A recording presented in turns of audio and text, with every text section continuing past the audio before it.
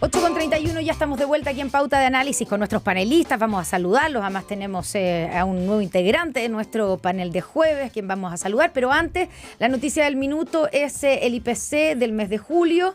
Subió un 0,7%, una cifra ligeramente sobre lo esperado por los analistas, pero que hay que recordar que en julio es cuando empezaron a registrarse las alzas en las cuentas de la luz.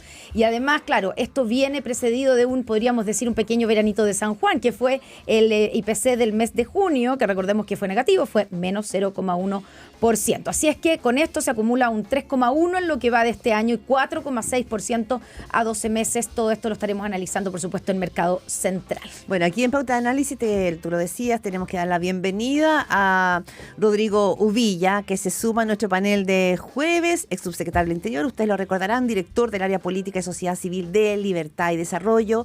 Muy bienvenido, Rodrigo, qué gusto tenerte con nosotros aquí en esta Pauta de Análisis. ¿Qué tal? Buenos días, Claudia, Constanza. Muy buenos días, hola. bienvenido. Y esa voz que escuchan ustedes compartiendo panel Su aquí con su compañero Carlos, de panel. Carlos Ominami, presidente de Chile 21. Muchas gracias a los dos por estar aquí y cada jueves nos vamos a estar escuchando. Gracias a ustedes por la invitación. Oye, partamos con, hay dos temas que se pueden unir, pero también van por carriles separados, pero la ministra vocera de gobierno ayer los mezcló cuando habló y dijo que las empresas Huachipato y Enel eran irresponsables. Son dos temas distintos, pero que se unen y que al parecer lo que hace el gobierno es poner el cuestionamiento en las empresas, en Enel, porque todavía, digamos, hay hoy día 58.000, en el caso de la región metropolitana, 58.000 clientes sin luz. Me dicen de Enel que no, de todos los 58.000 de la región metropolitana, no son todos de Enel. Hay un pedazo, pero no es tan grande, ¿cierto?, de CGE, pero que hay un cuestionamiento enorme a cómo ha funcionado a la emergencia y cómo ha respondido a la emergencia Enel. Ayer el gobierno inició un proceso, o el proceso de buscar la posibilidad de quitarle la concesión, y al mismo tiempo se anuncia el cierre de Huachipato, pese a las sobretasas que se fijaron. ¿Hay un vértice, a juicio de ustedes, en este punto de poner sobre foco Huachipato y Enel solo por ser empresas privadas? Rodrigo Villa, ya vamos contigo, Carlos. Yo creo que hay un intento de instrumentalizar políticamente por parte de la ministra vocera de gobierno una situación que es dramática en dos regiones del país. En el caso de Concepción podemos verlo con más detalle, pero va a tener un impacto social inmenso. Y en el caso de Santiago lo estamos viviendo o sufriendo mucho los que vivimos acá. Yo creo que el gobierno debiera mirar primero cuál es la responsabilidad. Una es una empresa regulada, por lo cual hay una normativa muy clara, que es el caso de Enel, ¿no es cierto?, de cómo se debe relacionar con los usuarios esta empresa. Y yo creo que aquí ha fallado ese control, que debería ser permanente, ¿ya? Y no llegar al límite de que el presidente anuncie, después de 6 o 7 días, medidas que son bastante drásticas.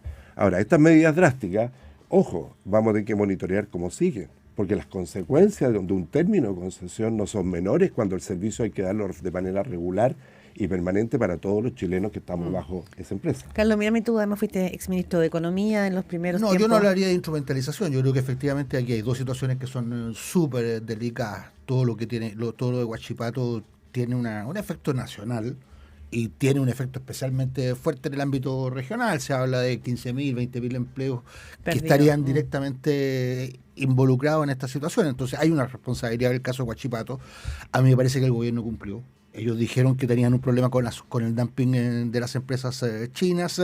Dijeron que con una sobretasa en torno a los 24-25% ellos podían resolver el problema. El gobierno hizo el esfuerzo, todos los funcionarios de gobierno votaron a favor, no obstante que había una opinión técnica más bien contraria a esta idea.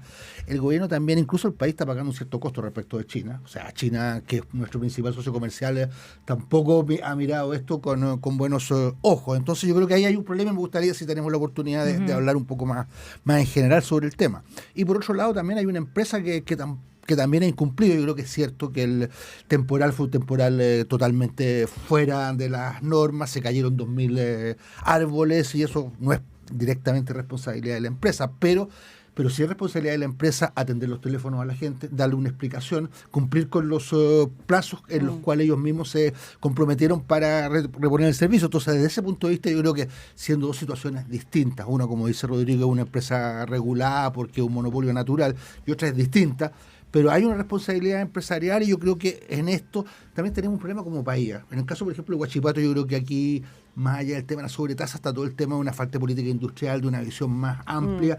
En el caso, Claudia, de un país que es el principal productor de cobre, y estamos hablando de un insumo que es fundamental para la industria del cobre. Entonces, yo creo que ahí tenemos una falencia que ya no solamente este gobierno, una falencia mucho más general. Sí, es un punto ese porque en el fondo cuando uno empieza a mirar esto desagregadamente, aparece como una sensación de fragilidad.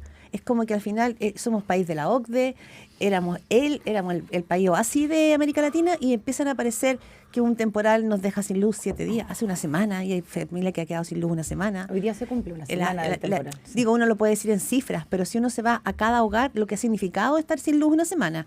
Entonces, o la situación que tenemos con Huachipato, que no solamente son empleos, también es una situación, digo, pareciera ser que el Chile que pensábamos que éramos, no éramos tanto, ¿no, Rodrigo Villa? A ver, yo creo que ese es un poco el drama de un país que dejó de crecer con la potencia que lo hizo en las décadas anteriores. Es un país que hoy día la relación de las empresas con el sector público, los entes reguladores o los ministerios respectivos, tiene se ha ido dando una relación más bien tensa. Yo escuchaba la declaración del ministro Grau ayer, cuando responsabilizaba a las dos grandes empresas, Huachipato por un lado y la que compra, ¿no es cierto?, Molicop, ¿no es cierto?, el producto que produce. Y que le vende a su vez las bolas de acero a las mineras. Esa es la cadena. Y el cargo que le hacía el ministro, que para mí encuentro que es un cargo bastante fuerte, le decía, pónganse de acuerdo en el precio. ¿Ya? Cuando hay alternativas de compra de estos mismos insumos en el extranjero. Entonces, claro, lo que dice el ministro Grau es que el problema aquí es que las dos principales empresas involucradas no se lograron poner de acuerdo. Por lo tanto, pónganse de acuerdo, en dicho de otra manera. Claro, en un mercado que es un mercado abierto y libre. Entonces entramos en una situación rara, definámosla desde ese punto de vista. Yo no creo que el ministro esté insinuando lo que estoy pensando, porque creo que sus palabras fueron demasiado espontáneas. ¿Ya? Pero en el fondo hay una relación tensa entre lo que son los órganos ministeriales que dirigen la economía, ¿no es cierto?, y el sector privado. Y eso pasa cuando tenemos un país que ya dejó de crecer y un país que dejó de ser oportunidades para las inversiones, entre otras extranjeras. Eso por un lado, y para terminar, porque no me quiero quedar en lo económico. A mí me tocó como subsecretario del Interior, después de 15 años, abordar todo lo que era la crisis de las personas que dejaron de trabajar en la minería, ¿no es cierto?, del carbón, sí, en la cuenca, en Lota. Y me tocó los 4 primeros años como subsecretario ver el drama social que se produce, y tú tienes que acordarte, Carlos, lo que fue eso, cuando gente que trabajó por generaciones en una actividad económica pierde su oportunidad de empleo, y después el Estado es absolutamente ineficiente para ayudarlo. Entonces, ojo, son 2.500 empleos directos y 20.000 empleos indirectos. Carlos Dominami, porque... Mira, yo creo que esto tiene varias dimensiones. A mí me parece que hay una responsabilidad pública, hay una responsabilidad del Estado, tenemos regulaciones que son débiles y como lo decía, en el caso de Huachipato yo creo que hay un problema mucho más general, que es la falta finalmente de una política industrial. Tenemos la posibilidad de ser una gran potencia en todo lo que tiene que ver con los temas de electromovilidad, por nuestra disponibilidad de cobre, de energía barata, de litio, y es bien dramático que tengamos un problema serio con un insumo que es fundamental para la industria del cobre, metal del cual somos el principal productor del mundo. Entonces, claramente ahí hay un problema. Ahora, ya, pero yo le diría también a Rodrigo lo siguiente, que también aquí ha habido una prédica sistemática en contra del sector público y a favor del mundo privado. Y no ha habido una crítica sistemática del otro lado, desde el sector político al sector privado. Rodrigo hablaba de la ineficiencia, de los problemas del sector público. Hablemos también de la ineficiencia de la empresa. Yo creo que en él, por ejemplo, se comporta en Chile de una manera que no se podía comportar en Italia. Porque simplemente hay un problema con los estándares. Hay un problema con los estándares.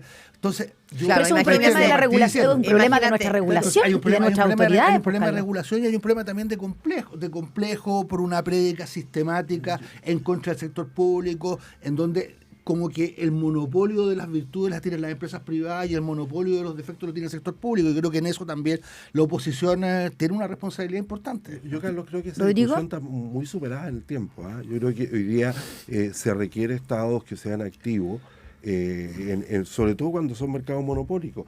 Por ejemplo, cuando surgen estos temas uno se empieza a leer y analizar cosas que no son propias de la materia del expertise de uno, pero estas licitaciones se hacen bajo ciertos conceptos de tipos, es decir, en fondo empresas, modelos que simulan ciertas condiciones. Claramente nos quedamos atrás. El diseño que se hizo en su momento, claro, hoy día está superado por distintos motivos. Entonces, miren la discusión que teníamos el lunes. Yo estuve 4 días sin agua. Ahora, sin luz. Y 4 días. ¿Sin agua también? Porque hay otra gente que también estuvo sin agua. Y está todavía. Y fíjate que la discusión que me tocaba, estaba más interesado que no sé, era si la responsabilidad era del alcalde que cortó las ramas o del no sé quién que cortó el árbol o de quién que... Si en él tenía que podar los árboles o no. Ridículo. Cuando hay una emergencia, el país tiene que actuar como emergencia. Después veremos la responsabilidad. Y si había que generar cuadrillas mixtas entre el municipio X y la empresa, había que hacerlo. Cuando hay cortes de agua, ya hace mucho tiempo, se hacen cuadrillas mixtas. Los estanques los ponen de agua, los ponen los municipios, los rellena la empresa sanitaria. ¿Por qué no tenemos una política proactiva, Carlos? Que ponga al chileno, a la chilena al centro. Hay un punto, y esto no se dio acá. Yo sentí que todos, escuché a muchos alcaldes de gobierno, de oposición, si esto no tiene que ver con temas políticos, justificándose. Y la gente no tenía luz. Hay un punto en lo que dice Carlos Minami respecto a los estándares y que probablemente los países aspiran a eso. Imagínense Roma 7 días sin luz. Claudia, no sé si sería posible, ¿no? La empresa modelo que diseñó este mecanismo debiera considerar que ya vamos a tener este tipo de episodios más frecuentes. Si es lo que pasó después del terremoto. Y nos ha pasado, si en mayo también el terremoto después del 2010 fue un gran aprendizaje para todos. Yo creo que además hay cosas que serían de bastante fácil resolución, como por ejemplo la comunicación con la gente. O sea, vi por ahí que el nivel de la información que hay es que de cada 10 llamados que hace la gente a la empresa, solamente se responde uno. Sí. Hay 9 que quedan. Los 3 primeros, según la auditoría que hizo la superintendencia, los 3 primeros días de la emergencia, solamente se respondieron un 50% de los llamados. Que no significa más que los respondieron correctamente, sino que se respondió el teléfono. O sea, claro, ahí hay una comunicación, una forma de enfrentar la emergencia que es totalmente deficiente. Ahora, yo quería agregar el punto que tú decías, Carlos, que ha habido esta especie de denostación permanente, dices tú, desde la oposición al Estado, ¿cierto? Y como un endiosamiento de la empresa privada. Ya, y por parte del gobierno hoy día, o del gobierno, del oficialismo, no está pasando un poco lo contrario. Yo he escuchado, bueno, esto es lo que pasa cuando tienes todo privado, como en él. Si hubiera sido pues, del Estado sería diferente. Tal vez el Estado tiene que retomar, tal vez hay que sacarle la concesión. De hecho, ayer se partió con este proceso de ver si se puede quitar la concesión, que los técnicos dicen que es casi imposible, revisar la concesión. Yo creo que hay una discusión, porque a mí me parece que no es lo mismo que haya una presencia evidente de las empresas privadas en sectores, en mercados que son competitivos, y no es por casualidad que en muchas partes del mundo, por de pronto en Europa yo creo que la mayor parte de los servicios públicos son asegurados por el Estado, porque se entiende que hay también ahí un problema que es distinto, hay una necesidad de servicio público. Yo creo que en el caso de Enel pero Enel está presente en Europa, en varias partes de Europa, no solo en Italia. Claro, pero es como empresa pública, ¿no? Que probablemente esta afecta también a regulaciones y exigencias que son distintas que las que tiene acá. Yo creo que aquí nosotros tenemos un problema de un marco regulatorio inadecuado, que es débil.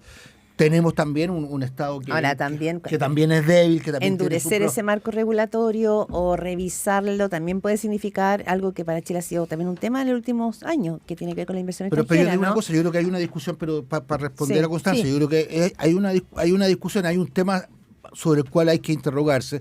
Si tiene sentido que un país en estas condiciones, con todas las complicaciones que tiene el mundo, con los temas de cambio climático, los servicios públicos sean enteramente privatizados. A mí me parece creo que es una discusión. Rodrigo Villa. A ver si todo puede ser discutido, ¿ya? Pero el punto es otro. El punto es cómo, si tenemos una situación dada de una empresa privada que administra un servicio monopólico, cómo el Estado, que tiene agentes reguladores, la superintendencia, el propio ministerio, los ministerios respectivos, no va planificando cómo se van ajustando estos contratos, cómo se van ajustando estas condiciones a las nuevas realidades. Entonces, lo que se hizo hace 10, 15, 20 años atrás, que respondía a ciertos modelos, hoy día no necesariamente tiene que responder a las necesidades presentes de los chilenos. Dicho de otra manera, cuando se construyó los modelos de licitación se pensaba en el precio. ¿Cómo podíamos licitar estos servicios para efecto que le costara menos plata a los chilenos? Hoy día, con el cambio climático, con las condiciones adversas que tenemos de lluvia, etcétera, ya no solo es el precio el factor, deberá ser la seguridad. Y la seguridad tiene un costo. Y esa, Carlos, es la discusión que no hemos tenido. Y que transparentémosla. Si aquí, yo creo que no hay ningún tema en economía que no sea la seguridad del servicio. De la certeza. La certeza del ¿No servicio. de la Es decir, certeza. no puede ser que esté 7 días para X familias cortada la energía. Entonces, pero cuando nosotros decidimos que la seguridad o la certeza, ¿no es cierto?, es un valor que tenemos que tener presente, sube el costo. Con un temporal que está anunciado. Está anunciado, no fue completamente sorpresivo. Sube el costo. Entonces, yo lo que diría no es, a mí me parece, y ustedes fueron los que tocaron el punto de la declaración de la ministra vocera de gobierno, juntó dos temas que son de naturaleza distinta y buscó un focus que era la empresa privada. Sí. Entonces yo ahí es donde pongo el punto. ¿La discusión es válida? Sí, pero hagámosla con los fundamentos, con la realidad. En él es distinto a Huachipato y los impactos que tiene también son distintos. Sí. Hay algo, estamos con Rodrigo Villa y Carlos Ominami en nuestro panel de jueves. Cuando uno mira, levantamos un poquito, 5 centímetros la cabeza, nos damos cuenta que los grandes analistas de la región señalan y estamos viendo situaciones de problemas de la democracia feroces en América Latina, en Centroamérica, y la razón te dice, bueno, esto sucede cuando las democracias no son efectivas para la ciudadanía, cuando la gente siente en su día a día, ¿ya? En su día a día, no la proyección de sus próximos años, que las cosas no le están funcionando, que no está teniendo respuestas desde el mundo de la política, que esas respuestas son insuficientes para mejorar sus proyecciones y su, insisto, día a día. Y si uno junta, ya si se trata de juntar, lo que ha pasado con Enel, la poca certidumbre que tiene la ciudadanía de 7 días sin luz y qué pasa si mañana o pasado viene otro temporal, o cae nieve, o etcétera. Junto con una reforma previsional que ahora se pateó ya, hay un acuerdo, se celebra, pero que tampoco se sabe si va a ser un acuerdo de procedimiento, que habrá que ver qué es lo que entonces, qué es lo que da. En la perspectiva de la calidad de que la democracia sea efectiva, ¿estamos en un problema severo en Chile o no para nada? Yo creo que sí, yo creo que estamos en un problema severo, no solamente en Chile, en el mundo, y particularmente en nuestra región. Tuvimos un periodo largo de dictadura, que fue una noche muy oscura en nuestros países. En Chile tuvimos 17 años de dictadura. Se generó en su momento un gran entusiasmo respecto a lo que venía, que era una nueva ola con transiciones a la democracia, pero yo creo que hoy día hay una suerte de frustración con la democracia. Tenemos democracias de poca intensidad, con baja participación, con baja capacidad de transformación, y me parece a mí que el problema no es la política. Bien central, y hay un problema que es fundamentalmente con la política. Rodrigo Villa. Sí, yo creo que hablemos de Chile, porque si hablamos de la región... Sí, nos vamos muy lejos. No, porque además se nos va los ojos a Venezuela rápidamente. Pero en el caso de Chile, yo creo que sí, hay un desafío. Lógicamente hoy día la apatía, la distancia del mundo, ¿no es cierto?, hacia la política es inmensa, y la pregunta es qué es lo que ha hecho la política para llegar a este extremo, porque la responsabilidad está en el mundo político, no echemos la culpa. Yo en eso, Rodrigo, bueno, estamos hoy día partiendo ahí en este programa, pero con Gonzalo habíamos conversado bastante, también con Connie, con Claudia. Yo creo que un problema fundamental es que Chile entró en una suerte de ciclo de alternancias. Las alternancias son totalmente propias de la democracia, pero tenemos una suerte de alternancias que son destructivas, donde el gobierno que entra no tiene continuidad. Porque son muy cortas, son cortas y sobre todo también que no hay perspectivas, no hay futuro compartido. Pero la primera alternancia real que se ve en Chile es el gobierno del presidente Piñera, y la oposición al gobierno del presidente Piñera fue la concertación. Entonces ese es un tema que tiene más bien un cariz político. Yo quería referirme a algo más bien institucional. Creo que la hiperfragmentación de partidos políticos, creo que no me voy a equivocar, para hacer solamente un análisis corto, en la última elección municipal fueron algo más de 500 candidatos a alcaldes independientes fuera de lista. Yo creo que no equivocarme si digo que vamos a llegar a los 800. En esta vuelta. Eso significa que con los 20 y tantos partidos políticos que presentan candidatos a alcalde o alcaldesa, más de 500 independientes, vamos a tener a nivel local, de elecciones locales, nuevamente una hiperfragmentación. Entonces, Carlos, con ese ejemplo que te quiero decir, es que cuando la gente hoy día, con pocas firmas, junta los requisitos para ser candidato a alcalde o alcaldesa, y finalmente en la papeleta van a haber 7, 8 candidatos, ¿qué es lo que está diciendo la política? ¿Cuál es la señal de la política? Que aquí hay, en español, un desorden, por no decirlo de manera... Sí, yo quería agregar que en esto los candidatos independientes, cierto, son candidatos independientes de los partidos, pero son decisiones. Son los partidos que son problemáticos, pero que son instituciones conocidas, que tienen direcciones. Estos otros candidatos independientes muchas veces no son dependientes de los partidos, son dependientes de pequeños grupos de presión, de grupos de empresas, de corporaciones, y la verdad son mucho más oscuros. Y eso nos va a llevar, ¿no es cierto?, a mayor distancia. ¿Ya? Porque ¿qué tipo de control tiene ese candidato por parte de la ciudadanía? ¿A quién responde según lo que dice Carlos? ¿Te fijas? Y además con un sistema de que te devuelven plata por los votos. Sí.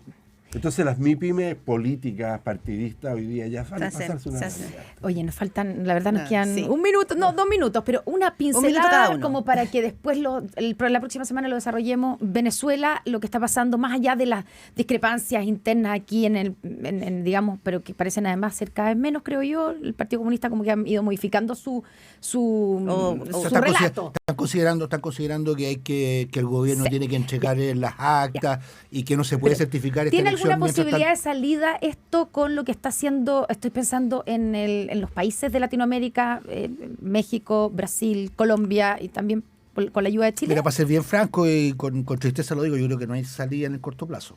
Tengo la sensación de que las posiciones todavía siguen muy, muy lejanas. A mí me parece bien el esfuerzo de mediación que está haciendo Brasil con Colombia y con México, pero también hoy día hay una declaración por lo demás del propio Celso Amorín, que es una de las personas que ha conducido este proceso, en donde lo que están buscando de momento ya es más bien generar una especie de tregua que evite que las cosas sigan polarizándose, que se sigan agravando y que finalmente terminen en una suerte de guerra civil. Eso es lo que se está haciendo de momento, pero yo creo no veo ninguna condición para que haya una solución en el corto plazo. A ver, yo veo que el cambio que ha tenido el Partido Comunista no es tal. Pedir las actas hoy día, avalar actas que ya deben estar todas falsificadas, etcétera. Es decir, esto tenía sentido las primeras 48 horas después. Aunque mostraran algo, tú dices ahora. Claro, es decir, cuando tú tienes un régimen con las características que tiene, tú eres capaz de dibujarla o redibujarla las veces que quieras. Entonces yo creo que eso no es una salida política para tratar de acomodar la guerra, que el conflicto que hay interior del gobierno. Dicho eso, sí, yo estoy de acuerdo con Carlos. No hay proceso conocido en Latinoamérica desde los años 80 a la fecha de que hayan transitado de una dictadura, de un gobierno de facto a una democracia sin que haya un consenso y un backup para las autoridades salientes. ¿Ya? En Chile la transición a la democracia fue reconocida mundialmente porque había una constitución que establecía los procedimientos. El presidente Elwin, cuando llega, hace las modificaciones del caso y se establece una salida para el régimen de facto. ¿Ya? En Venezuela hoy día no existe eso. Más aún, en esa época el tema no eran estados, narcoestados. Hoy día tenemos presencia en narcotráfico que hace nuevamente una mayor complicación. Esa es una diferencia, claro. Rodrigo Uvilla, director del área política y sociedad civil de Libertad y Desarrollo, ex subsecretario del Interior y director del Centro de Educación Ciudadana de la Universidad San Sebastián. Muchas gracias por estar con nosotros. Bienvenido nuevamente.